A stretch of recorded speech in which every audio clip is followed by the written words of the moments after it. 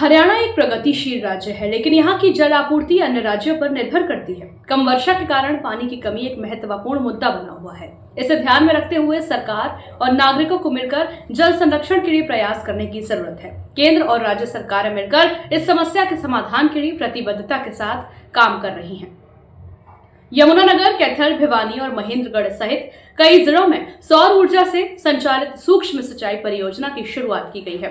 फिरोजपुर, झिरका और पटौदी के गांव में जलापूर्ति बढ़ाने के लिए रेनीवेल और नहर आधारित परियोजनाओं का उद्घाटन किया गया है। साथ ही पंचकुला में ठोस कचरा प्रबंधन और सामुदायिक स्वच्छता सुविधाओं का विस्तार किया गया है। जल संरक्षण में योगदान देने वाले व्यक्तियों को सम्मानित किया गया, जिसमें प्रगतिशील किसानों, सरपंचों और जल संरक्षण में विशेष कार्य करने वाले व्यक्तियों को शामिल किया गया।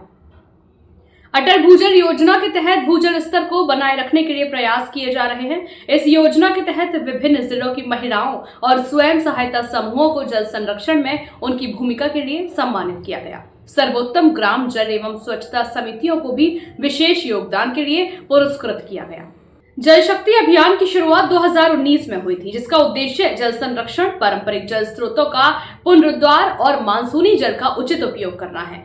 हरियाणा में तालाब प्राधिकरण का गठन किया गया है, जो पुराने तालाबों के पुनरुद्धार और जल संरक्षण को बढ़ावा देने का कार्य कर रहा है।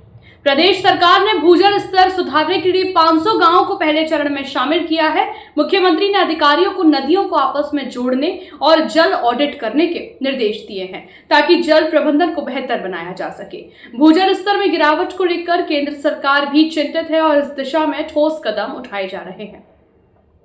हरियाणा सरकार ने अटल भूजल योजना को 14 जिलों की 1647 ग्राम पंचायतों में लागू किया है। इसके अलावा धान की परंपरागत खेती के बजाय सीधी बिजाई को बढ़ावा देने के लिए सब्सिडी दी जा रही है। पानी की अधिक खपत करने वाली फसलों की बजाय मक्का, सूरजमुखी, कपास और अन्य वैकल्पिक फसलों को प्रोत्साहित किया जा रहा है। राज्य के 13 जिलों में जल भराव की समस्या को हल करने के लिए उपसतही वर्टिकल जल निकासी तकनीक अपनाई गई है, जिससे हजारों एकड़ भूमि को जल भराव से मुक्त किया गया है। विधानसभा में भी भूजल स्तर के गिरते स्तर को लेकर चर्चा हुई और सरकार ने इस समस्या के समाधान के लिए उठाए गए कदमों की जानकारी दी।